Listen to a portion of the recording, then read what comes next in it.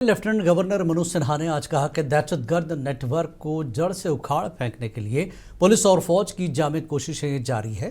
जम्मू में मीडिया से बात करते हुए एलजी ने कहा कि दहशतगर्दी के मुतासरीन के अहल खाना के साथ साथ अब ऐसे मुलाजमीन के वर्सा को भी तकर्रुरी नामे दिए जाएंगे जिनकी मौत कुदरती तौर पर हुई हो। लेफ्टिनेंट गवर्नर मनोज सिन्हा ने आज कई मुतासरीन में तकर्रुरी नामे तकसीम किए और ऐसे अफराद की तादाद अब 438 हो गई है।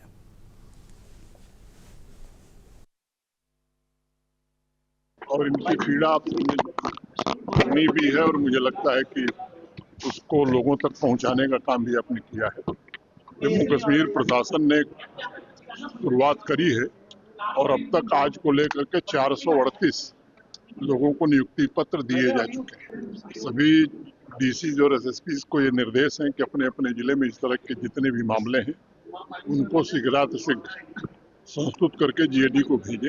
हर नियुक्ति पत्र पूरी तरह से जांच करके मुतमईन होने के बाद ही दिया जाता है, क्योंकि अगर एक गलत व्यक्ति को चला जाएगा तो उसकी चर्चा ज्यादा होगी। कुछ ऐसे मामले भी हैं जो सरकारी नौकरी में लोग थे, उनकी स्वाभाविक मौत हो गई लेकिन उन्हें भी नियुक्ति पत्र नहीं दिया जाता। अब उनको रिलैक्सेशन दे करके ऐसे लोगों को भी नियुक्ति पत्र दिया जा रहा है।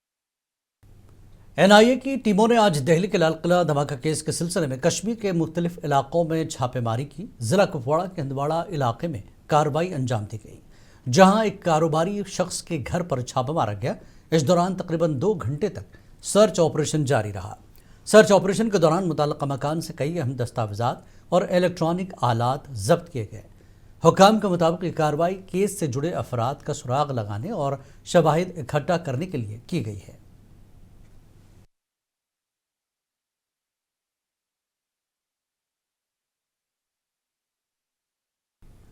जनूबी कश्मीर के जिला कुलगाम में आज सुबह सवेरे एनआईए ने बड़ी कार्रवाई करते हुए मुतादिद मकामात पर छापे मारे। हुक्काम के मुताबिक ये तलाशी मुहिम एक जारी तहकीकाती केस के सिलसिले में सबूत इकट्ठा करने के लिए चलाई गई, जिस दौरान सिक्योरिटी के सख्त इंतजाम किए गए थे।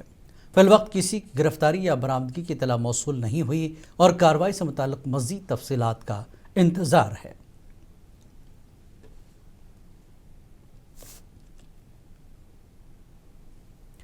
जम्मू यूनिवर्सिटी के शोबे सियासियात में मोहम्मद अली जिन्नाह से मुतल्लिक बाब शामिल किए जाने पर तनाज़ा खड़ा होने के बाद इंतज़ामिया ने इस मवाद को हटाने की हिदायत दी। इस फैसले पर जहां जम्मू यूनिवर्सिटी के वाइस चांसलर प्रोफेसर उमेश राय ने कोई साफ रद्दमल नहीं दिया, वहीं तलबा ने इस फैसले पर इत्मीनान ज़ाहिर किया। इंक्वायरी नहीं है, वो फैक्ट्स फाइंडिंग है, इंक्वायरी नहीं है, दोनों में अंतर। उस पर बलजीत जी बताएंगे, जो head of department political science के। देखिए, जो जिन्ना को पढ़ाया जाने वाला जो था, सबसे पहली बात तो है ना तो यूजीसी के किसी कॉन्सेप्ट में था, ना तो यूजीसी के सिलेबस में था। आपके चैनल के माध्यम से हमारा स्पष्ट प्रश्न यही है कि ऐसी कौन सी आइडियोलॉजी, ऐसे कौन से लोग हैं जिनको सेटिस्फाई करने के लिए पहले जम्मू यूनिवर्सिटी में जम्मूयत का इंट्रोड्यूसमेंट किया जाता है, उसके बाद मोहम्मद अली जिन्ना का सिलेबस में इंट्रोड्यूसमेंट जो है वो किया जाता है। इस बात पर गौर करने की और उन लोगों पर सख्त कार्रवाई करने की जरूरत है जो सबसे पहली बात ऐसी चीजें जम्मू यूनिवर्सिटी में खास करके देश के अंदर जो है ऐसी बातें जो है उठाते हैं। रही बात दूसरी की, आपने कहा कि जैसे कि इस चीज से हमें कहते हैं कि हमें तो सबसे पहली बात दुख बहुत हुआ इस चीज का कि एजुकेशन के इंस्टीट्यूशन में मोहम्मद अली जिन्ना जैसे लोगों को पढ़ाया जाना कहीं ना कहीं संविधान की जो है वो मूल रूप से जो है हत्या जो है जम्मू यूनिवर्सिटी ने की थी। जम्मू यूनिवर्सिटी की तरफ से मोहम्मद अली जिन्ना से मुताल्लिक बाब निसाब से हटा देने के फैसले की नेशनल कॉन्फ्रेंस ने शदीद तनकीद की। एनसी तर्जुमान तनवीर सादिक ने इसे हिस्ट्री तालीम के साथ खिलवाड़ करार दिया। वहीं बजरंग दल के रियासती सदर राकेश बजरंगी ने जम्मू यूनिवर्सिटी को दोबारा ऐसी गलती न दोहराने के हवाले से खबरदार किया। जम्मू यूनिवर्सिटी की तरफ से जो ऑर्डर आया है, आप सिलेबस को चेंज करने जा रहे हैं, किस तरह से इस स्टेप को आप देखते हैं कि स्टूडेंट्स जो चंद ही स्टूडेंट्स जो डिमांड कर रहे थे उनके आगे मुझे लगता है अगर यूनिवर्सिटी अपने घुटनों पे आ जाए क्योंकि किसी स्टूडेंट ने प्रोटेस्ट किया, तो मुझे लगता है बड़ा अफसोस है। ये इंटेलेक्चुअल बैंक्रप्सी है। प्रेशर के अंडर कोई फैसला करना मुझे लगता है गलत बात है। एक यूनिवर्सिटी एक ऐसी जगह है जहां स्टूडेंट जाकर पढ़ता है, हिस्ट्री पढ़ता है, देखता है दुनिया में क्या हो रहा है। जरूरी नहीं है कि वो जो पढ़ता है उसको वो एंडोर्स करता है। वो सिर्फ पढ़ता है अपनी नॉलेज के लिए और वो खुद फैसला करता है। अब अगर किसी कुछ कमेटी को लगता है कि वो करिकुलम चेंज करके हिस्ट्री चेंज करेंगे, तो मुझे लगता है बड़ा अफसोस है उनकी थिंकिंग पे। जम्मू यूनिवर्सिटी को चेतावनी देना चाहते हैं आपके चैनल के माध्यम से कि अगर दोबारा इस प्रकार की चीजें जो देश विरोधी हैं, जो देश विरोधी लोगों के गुणगान करने वाली हैं, अगर ऐसी चीजें यहाँ पर हुई तो हम अपने जम्मू यूनिवर्सिटी की ईंट से ईंट बजाने का काम जो है वो करेंगे।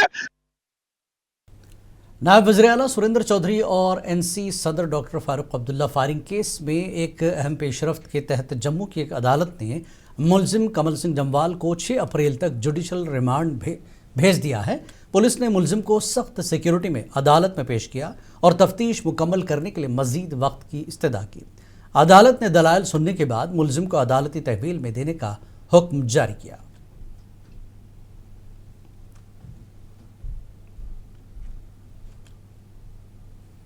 जिला सांबा के सरहदी इलाके घगवाल में उस वक्त सनसनी फैल गई जब साबिक सरपंच जयराम शर्मा के घर के बाहर एक जोरदार धमाका हुआ।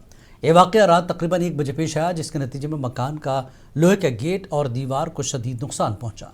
ताहम किसी जानी नुकसान की इतला नहीं है। पुलिस और फोरेंसिक टीमों ने मौके पर पहुंचकर तहक़ीक़ात का आगाज़ कर दिया है ताकि धमाके की नौइयत का पता लगाया जा सके।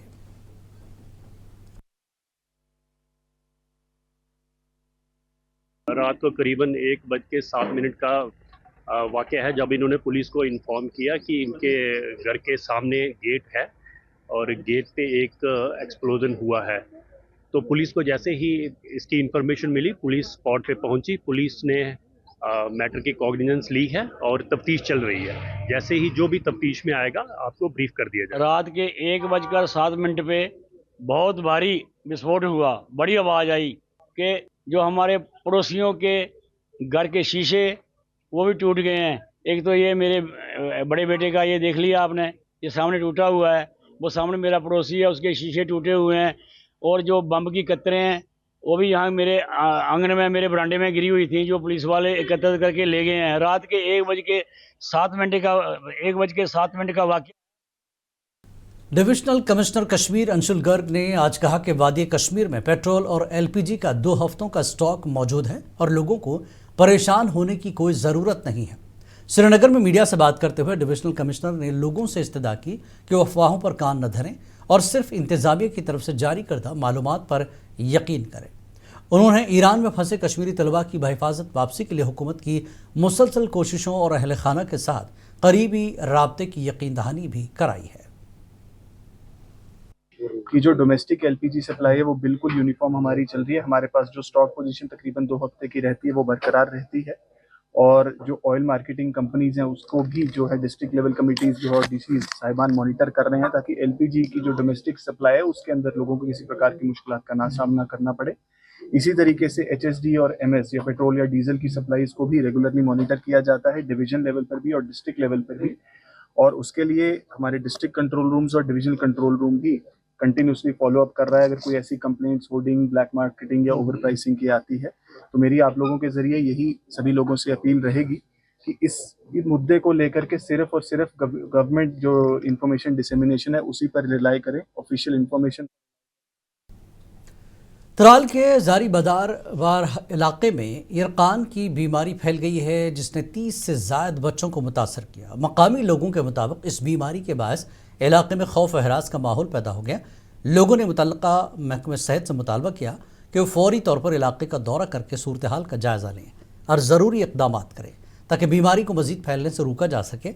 आवाम ने साफ़ पानी, सफाई सुथराई और बर वक्त तिब्बी सहूलियात फराहम करने पर भी जोर दिया।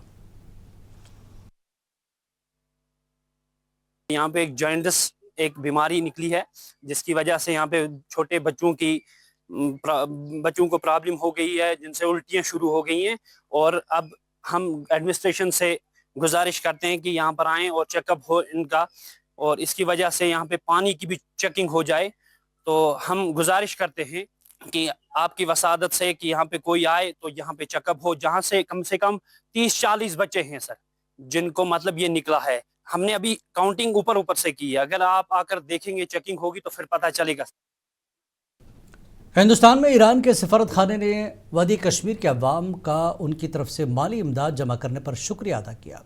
उधर आज भी इमाम बाजार जड़ीबल में ईरान के लिए अतियात जमा करने का सिलसिला बदस्तूर जारी रहा। लोगों ने नकदी, सोना, चांदी और तांबे के बर्तन जमा किए और ईरानी सफारत खाने के दिए गए अकाउंट नंबर पर रकम भेजी। छोटे छोटे बच्चों ने अपनी ईदी तक ईरान के अवाम के लिए बतौर इमदाद जमा कराई।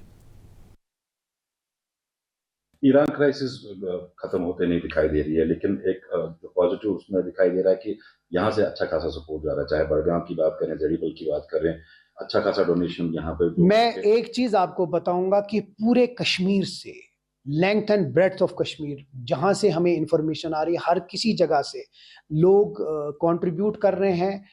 बच्चे अपनी बालियां भेज रहे हैं, बच्चे अपने तोहफे भेज रहे हैं, बच्चे कंट्रीब्यूट कर अपने पिगी बैंक्स भेज रहे हैं। तो मुझे लगता है एक बहुत बड़ी बात है। बिना किसी फिरके के, बिना किसी मजहब के बहुत लोग बाहर आकर इसको सपोर्ट कर रहे हैं। इससे ये पता चलता है कि इंसानियत अभी भी इस दुनिया में है।